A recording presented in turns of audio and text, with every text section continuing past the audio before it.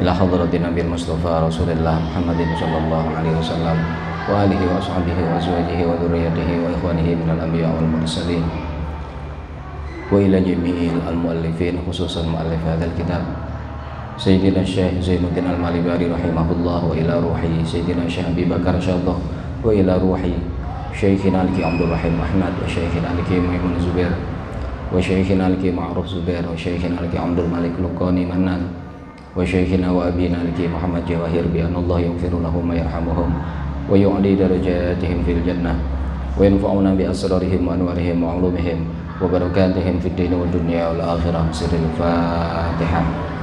A'udzu billahi minasy syaithanir rajim. Bismillahirrahmanirrahim. Alhamdulillahirabbil alamin arrahmanir rahim maliki yaumiddin. Iyyaka na'budu wa iyyaka nasta'in. Ihdinas siratal mustaqim. Siratal ladzina an'amta 'alaihim ghairil maghdubi 'alaihim waladdallin. Amin. Bismillahirrahmanirrahim. Wa bisanadil muttasil ila al-imamil muallif rahimahullah wa nafa'ana bihi wa bi 'ulumihi fid dharaini amin ya rabbal alamin. Bismillahirrahmanirrahim. Far'un ya. Far'un law waqafa ahaduhuma fi ulwin wal akharu fi suflin usturita adamul hailulah la muhadzatu qadamil a'la ra'sal asfal wa in kana fi ghairi masjid. Far'un ay hadza far'un utawi iki iku ana cabang siji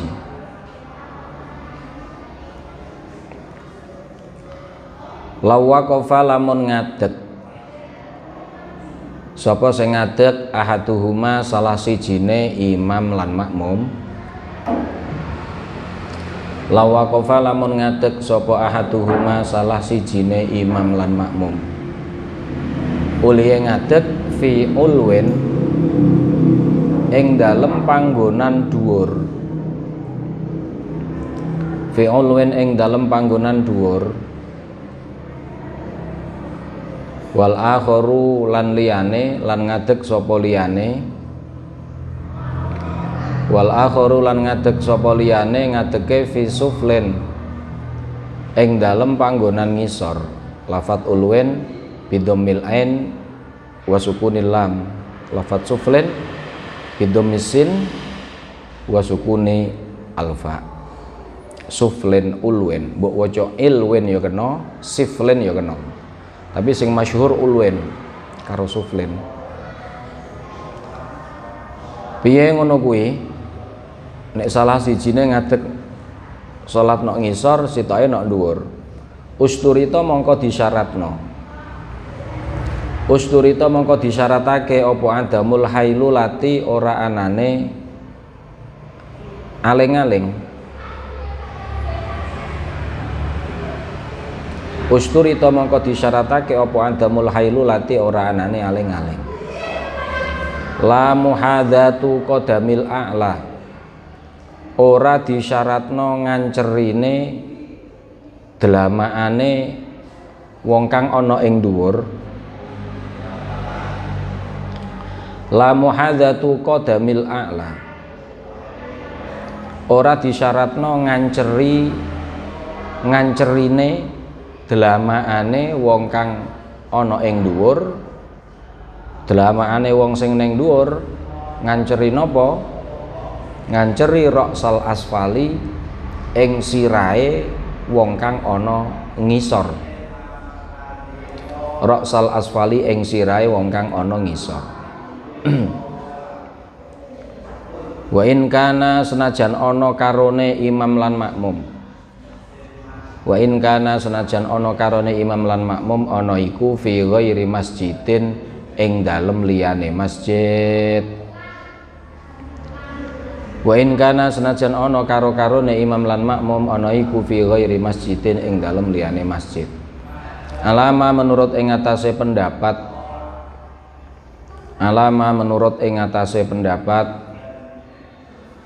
dalla ingkang nuduhake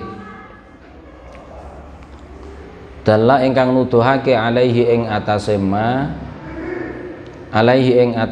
apa kalamur raudhati apa dawuhe kitab ar-raudhah Apa kalamur raudhati dawe kitab ar-raudhah wa asliha lan asale ar-raudhah wal majmu'i lan dawe kitab majmu'. Khilafan halenulayani li jam'in maring segolongane ulama mutaakhirina ingkang akhir-akhir kabeh. Khilafan halenulayani li jam'in maring segolongane ulama mutaakhirina ingkang akhir-akhir kabeh. Ada satu persoalan, dan persoalan ini terjadi tidak hanya di era sekarang saja, tapi sejak dulu sudah pernah terjadi, dan barangkali sejak kitab Fathul Mu'in ini ditulis oleh mu'alifnya juga mungkin sudah terjadi, atau kalau toh belum terjadi, para ulama sudah memprediksi akan ada praktek sholat jamaah di mana antara makmum dan imam itu tempatnya tidak sejajar, tempatnya tidak sama satu lantai, yang satu di tempat rendah, yang lainnya di tempat tinggi. Kalau mungkin di era dulu tidak ada bangunan bertingkat, nah sekarang masjid, musola, rumah dan seterusnya itu kan bertingkat. Pertanyaannya kemudian, bagaimana hukumnya sholat jamaah antara imam dan makmum beda lantai, makmumnya berada di bawah, imamnya di atas, atau dibalik, yang terbiasa makmumnya di bawah, imamnya di atas. Nah, Fakih menjawab, kalau itu terjadi maka boleh-boleh saja, boleh, sah, tapi syaratnya adamul hailulah, tidak ada penghalang. Maksudnya tidak ada penghalang itu bagaimana? Tidak ada sesuatu yang menghalangi makmum bisa sampai kepada imam.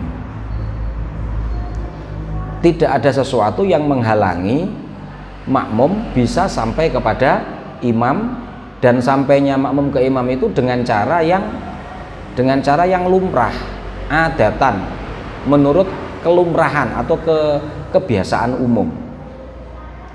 Berarti kalau begitu, jika lantai 2 dan lantai 1 itu tidak ada penghubungnya, berarti kan makmum di lantai 2 tidak bisa sampai menuju karena tidak ada penghubung. Penghubungnya apa? Ya tangga, gitu. Penghubung antara lantai 2 dengan lantai 1 nopo? Lagi tangga, gitu. Harus ada tangganya. Harus ada tangga antara makmum yang di atas dengan imam itu bisa, makmum di atas bisa kalau berjalan itu bisa sampai menuju imam. Maka kemudian kalau misalnya tidak ada tangga, tapi makmum bisa sampai ke imam dengan cara apa? Dengan cara melompat misalnya. Ya itu bisa sampai, tapi kan cara ini bukan cara yang adi, bukan cara yang lumrah. Masa lumrah wong ke lantai 2 mengakses lantai 1 dengan cara melompat? Lah gak lumrah ya. Nek ngono ya gak sah berarti. Kalau gak ada penghubungnya, tidak ada tangganya. Nah, tangga itu bisa tangga manual, bisa tangga elektrik. Tangga elektrik niku napa? Misale eskavator. Lho apa enek to masjid sing nganggo eskavator? Ya sapa ngerti engko reja-rejane zaman wong Islam sugih-sugih ya toh kuat masjidnya dikai eskavator misalnya. Atau mungkin lift. Bisa, nggak apa-apa, boleh. Yang penting tidak ada penghalang. Yang penting makmum di lantai 2 bisa sampai menuju imam. Nah, kemudian persoalan ini juga berkembang di apa namanya? Di forum-forum Bahsul Masail misalnya. Kalau misalnya itu penghubungnya berupa tangga. Pertanyaannya, posisi tangga itu harus di mana? Apakah boleh tangga itu diletakkan, apakah boleh tangga lantai 1 menuju lantai 2 itu diletakkan berdasar estetika, berdasar apa ya, carane bangun sing saiki. Kadang kan wong gawe tangga beda-beda, ana sing ning ngarep, ana sing ning mburi, bahkan ana sing ning latar. ya kan?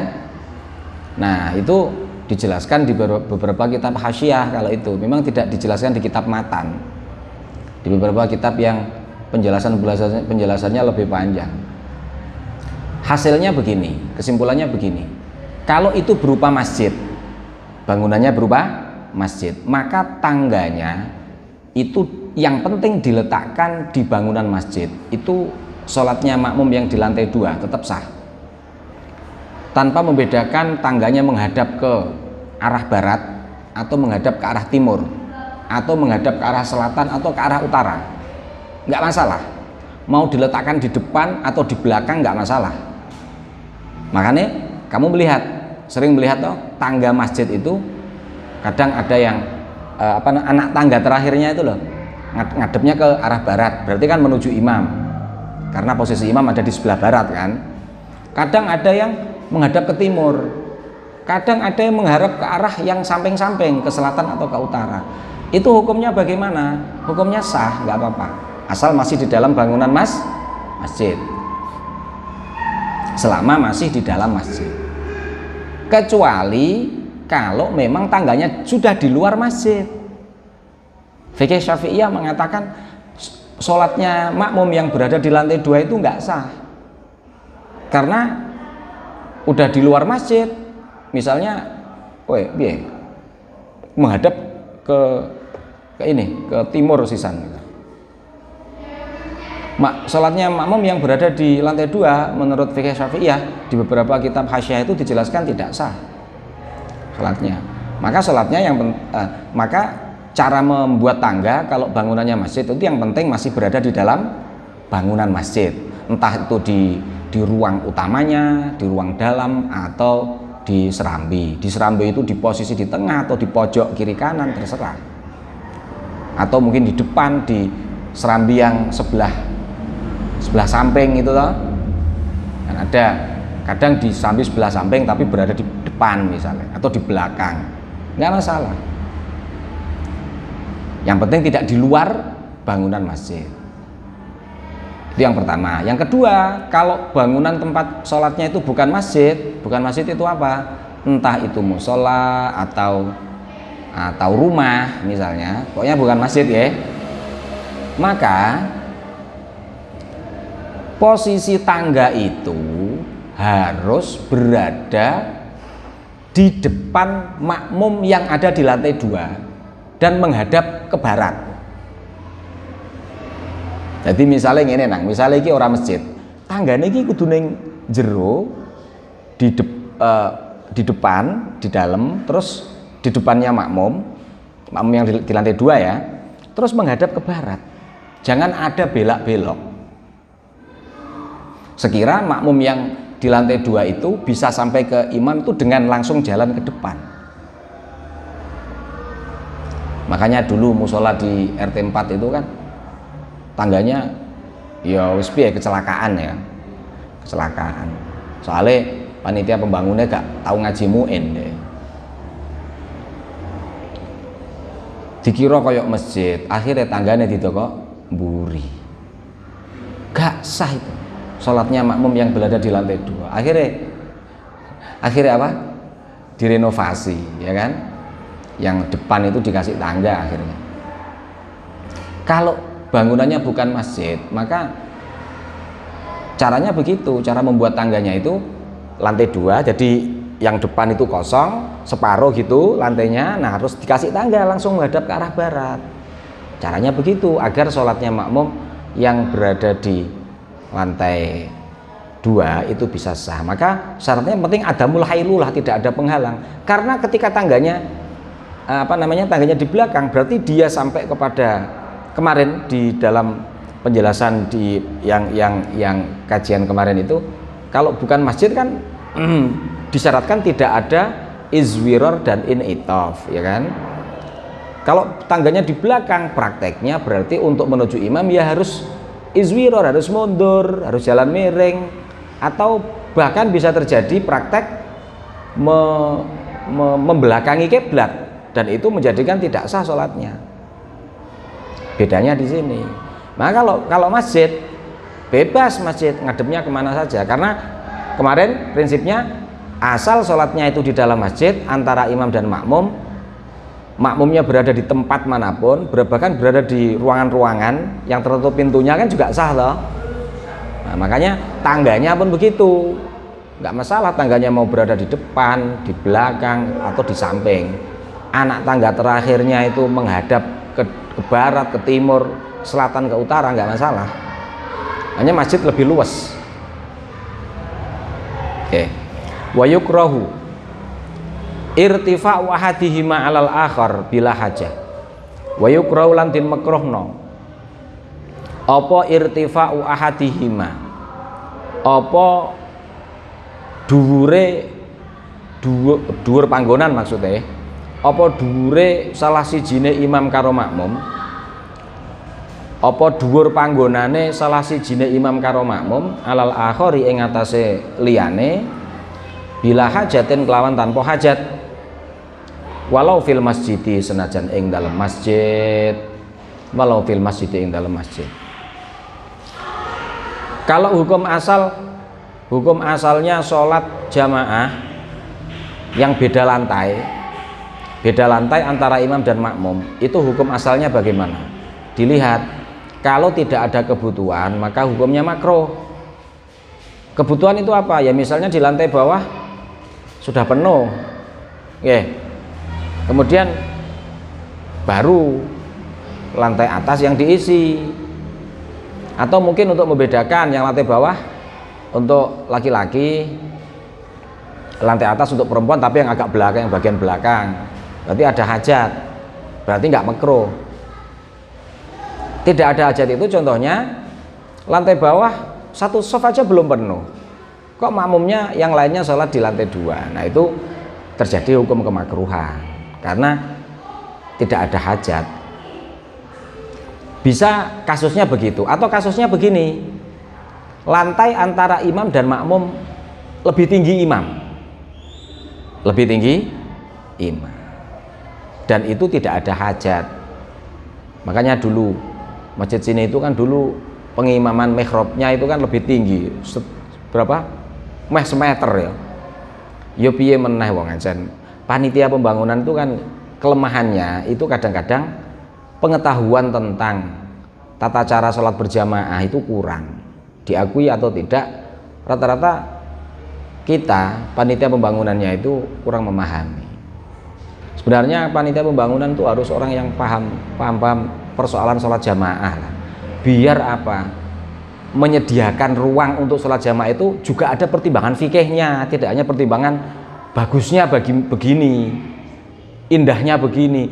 Kalau pertimbangannya hanya sisi estetika, sisi keindahan, tanpa diimbangi dengan pertimbangan fikih, yo repot ya, repot.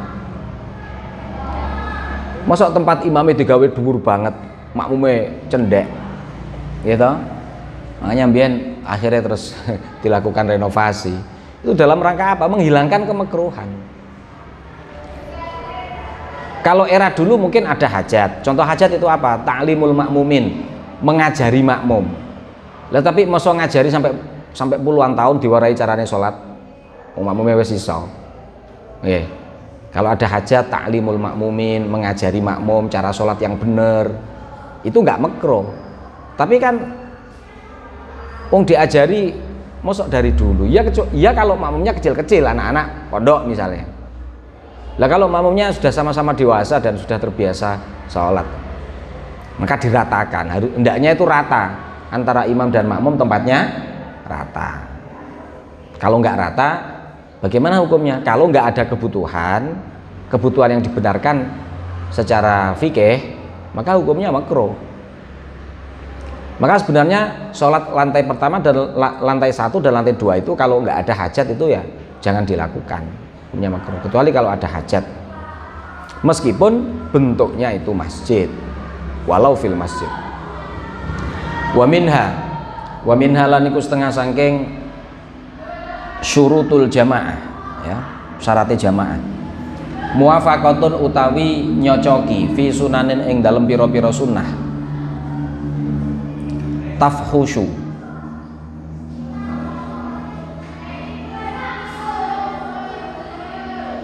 ingkang ala. Apa mukhalafatun, apa sulaya perbedaan, apa mukhalafatun sulaya fiha ing dalam sunan, apane fi'lan penggaweane autarkan utawa ninggal.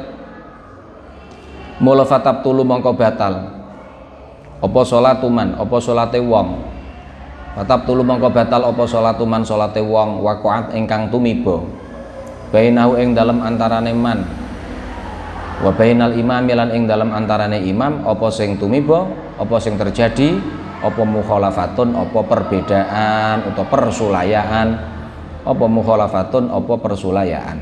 Sulaya fi sunnatin ing dalam sunnah. Contohnya nopo antarane imam karo makmum kok gak cocok. Sulaya contohnya kasajdati tilawatin, kaya sujud tilawah. Kasajdati tilawatin kaya sujud tilawah, fa'alaha ingkang nglakoni ing sajdati tilawah.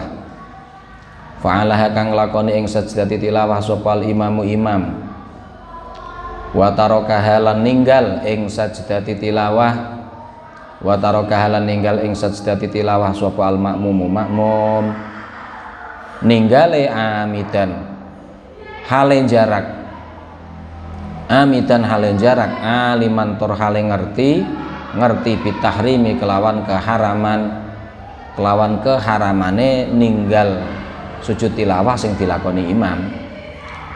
Aliman hale ngerti bitahrimi kelawan keharaman. Wa tasyahudin awalin lan koyok tahiyat awal. Fa'alahu ingkang nglakoni ing tasyahud awal. Fa'alahu ingkang nglakoni ing tasyahud awal sapa al imamu imam. Al imamu sapa imam. Wa tarakahu lan ninggal ing tasyahud awal. Wa tarakahu lan ninggal ing tasyahud awal al makmumu sapa makmum. Al makmumu sapa makmum. Au tarakahu utawa ninggal ing tasyahud awal. Au tarakahu utawa ninggal ing tasyahud awal al imamu sapa imam. Wa fa'alahu lan nglakoni ing tasyahud awal al makmumu sapa makmum. Ninggale amidan hale jarak aliman tur ngerti. Amidan hale jarak aliman tur ngerti. Wa in lahiqahu senajan nyusuli sapa makmum ing imam. Wa in lahiqahu senajan nyusuli sapa makmum ing imam, uliye nyusuli alal kurbi ing atase zaman ingkang parek. Alal kurbi ing atase zaman ingkang parek. Batalna salat ngono mau haitsu lam yajlis. Haitsu lam yajlis ing dalem sekirane ora lungguh. Haitsu lam yajlis ing dalem sekirane ora lungguh sapa al imamu imam ora lungguh lil istirahati krana lungguh istirahat. Lil istirahati krana lungguh istirahat. Alasan batale napa? Mergo liudulihi krana pindahe makmum. Liudulihi krana pindahe makmum pindah an fardil mutabaati saking fardune saking wajibe manut imam. Liudulihi krana pindahe makmum pindah an fardil mutabaati saking wajibe manut imam pindah ila sunnatin maring sunnah. Ila sunnatin maring sunnah. Titik. Syarat sahnya jamaah yang berikutnya, antara makmum dan imam itu harus muwafaqah, harus cocok dalam melakukan perbuatan atau meninggalkan perbuatan. Dalam melakukan kesunahan atau meninggalkan kesunahan. Kalau imamnya melakukan satu kesunahan, maka makmumnya harus juga ikut melakukan kesunahan. Kalau imamnya meninggalkan kesunahan, maka makmumnya juga harus meninggalkan kesunahan. Nah, kesunahan yang harus diikuti oleh makmum saat imam melakukan atau kesunahan yang harus ditinggal oleh makmum saat imam meninggal itu kesunahan yang sekira makmumnya itu berbeda dengan imam itu menjadi buruk, menjadi jelek. Nek imam yang nglakoni, makmumnya gak nglakoni, itu elek. Berarti kesunahan-kesunahan yang apa? Yang tingkat kesunahannya sangat tinggi, sudah mendekati fardu. Contohnya apa? Contohnya tahiyat awal. Contohnya lagi doa kunut. Contohnya lagi sujud tilawah. Nah, kalau imam melakukan kunut, maka makmum apa? Makmum hendaknya juga melakukan kunut. Makmum hendaknya melakukan kunut.